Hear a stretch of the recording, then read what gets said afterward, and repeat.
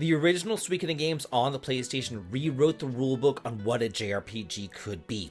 No longer are you limited to just like a small group of characters to save the world. Here, you have 108 of them, and because you had so many, you also kind of have to have a place for them to live. So there's even a town building aspect in these games here, not to mention like super quick combat and a gripping storyline. I personally have played these games like more times than I can count. So today, in order to celebrate the collection coming out, I want to give you like a beginner's guide for the series, as well as my best hints and tips for playing both of these games. And I do think that's definitely worth a sub, as I do try my hardest to hit 100,000 subscribers. With your help, your like, and your sub, I just know that I can get there, so thank you so much for that. And now, without further ado, let's act like a pig and come for our slaughter. We're going to first start with some overarching tips for both of the games before moving on to more specific tips for each game. So first up, make sure to recruit everyone. I would be remiss to not talk about one of the key defining aspects of the Suikoden games, and that's that each of them has 108 recruitable characters, and obtaining them unlocks all the best endings for the game. And obtaining them all unlocks the best ending for the game. So I highly recommend exploring everywhere after each major event, or finding like a spoiler-free recruitment guide to get the best out of your playthrough, or playing through the game blindly the first time, and then with a guide the second time. On that note too, keep multiple saves. I'd say a different save after each boss fight, duel, and major battle will make it so that you don't have to backtrack too far if you do miss a Star of Destiny.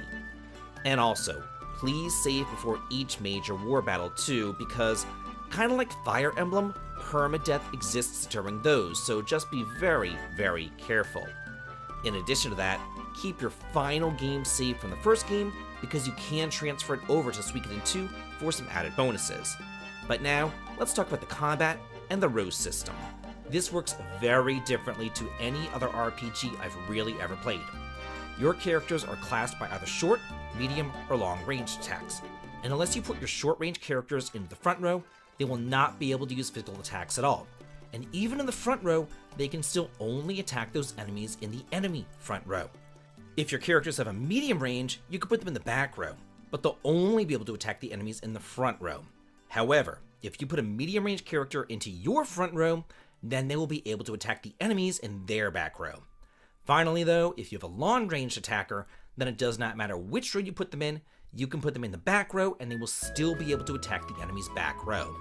Because of this, you really do need to pay special attention to formation and not just like stick characters around willy-nilly. So that's it as far as characters go, but now let's talk about outfitting them because as far as runes go, equipping them to different people is a fun part of the game. But not all these runes are created equal. Some of them are definitely better than others. But the real cool thing is that you can actually combine magic with your various party members. Now, this only works for the highest level spells, and it only works for certain elemental combinations. It's almost kind of like combining magic together in dual text in Chrono Trigger. For example, you can combine the wind and the water runes together to create a dragon that deals massive damage to all enemies while healing you up at the same time. Not only does it look cool, but it's very efficient, and it breaks the game wide open when the difficulty ramps up towards the end. And unlike most other RPGs, Suikoden doesn't just have like regular turn-based random encounters. They have war battles as well as duels, and here I'm going to walk you through each of those, starting with the war battles because those can be kind of a bitch. In the first game, the war battles are pretty much like a glorified rock, paper, scissors, but they ramp up in the second game to instead be playing out more like a Fire Emblem game, where you move each unit around on the map and then fight in tactical turn-based combat. But do keep in mind that characters can have permadeath here. So always save before these war battles, because if you get a message saying that somebody has been injured, reset your game, because you're screwed. The duels, on the other hand, are pretty much just kind of battles of rock, paper, scissors. You're going to want to watch your opponent's phrasing and then try to discern what move they're trying to do and then use a move to counter it. But what's really nice is that they always say the same thing before they use each move. So if you see them saying the same thing twice, then you'll know what move they're going to use. So just be very cognizant of what they're saying in order to get through these duels alive. Another thing to keep in mind that makes the early game much easier is to utilize Unite attacks. Kai reigns supreme in the first game. He's the only character that has a Unite attack with the hero, and you can grab him right after you build your castle and deal massive damage to every single enemy group, free of charge and with no drawbacks, and the same thing happens in the second game. Except, unfortunately for us, the developers realized that letting you have this ability for the entire game with Kai was super overpowered in the first game.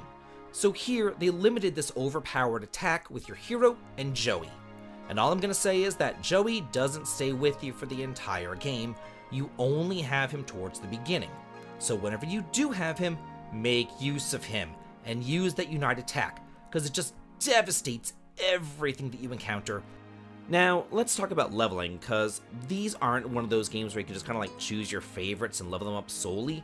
I mean, for the most part you can, but in the first game, there are two characters that are exceptions to that rule, Pawn and Kirkus. For Pawn in particular, you're going to want to keep him at peak power, beef him up as much as humanly possible, and that includes his levels, his weapons, and his armor.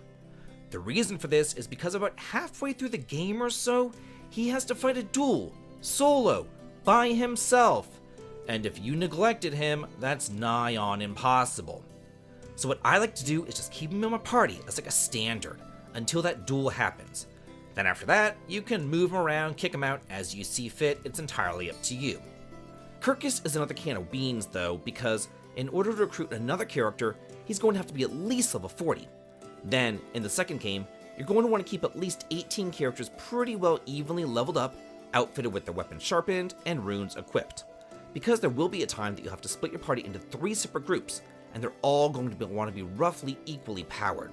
So don't fall into that trap of only leveling up your 6 favorites. But once you do get past that particular point, you can focus on whoever you want to.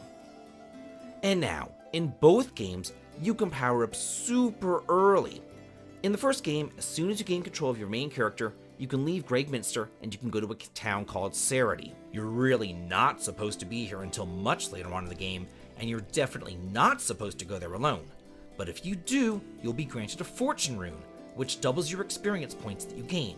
But if you wait just like a hot second longer until Ted is in your party, then you'll get a Prosperity Rune from the same guy, and that doubles the potch that you gain from battles. Honestly though, because of the way that experience works in Suikoden, the Fortune Rune isn't all that great, and the Prosperity Rune is so much better, so I would definitely get that one. Then, in the second game, after the Circus Trio joins you, you're going to be heading up north to the North Sparrow Passage, and here you can encounter Blade Bunnies, and they can drop the Double Jab Orb. This is what you're looking for, because it's great. If you find them on the world map, they will not drop the Double Jab Orb, they will drop the Technique Orb. You don't want that. You only want the Double Jab Orb that they only drop in the North Sparrow Passage, and this is only with a 2% drop rate. And what makes it even worse is that they have an even rarer drop that can override this drop. So I would definitely recommend spending some time here to at least get 2 of them so that your frontline attackers, because they're not going to be all that useful on your mages anyway. What they allow you to do is to attack twice. It is so good, and it is going to take quite a bit of time to grab them. Your second chance to grab these runes is only after you escape Kiara with Victor and Flick, but once you leave there, you can never come back. So make sure to get them while the getting is good. So that's it for my beginner's guide and hints and tips that I think are really great to know before starting up this collection. But now, I want to ask you, what hints and tips would you give to a newcomer to the game? Let's all talk and chat about it and use this comment section as kind of like a strategy guide for the newcomers. And I cannot wait to hear all of your suggestions. And I'm not done here either, because I have a whole lot more videos coming out for this great collection. So do look forward to those. And please leave a like, a sub, and a comment. And as always, have a good day.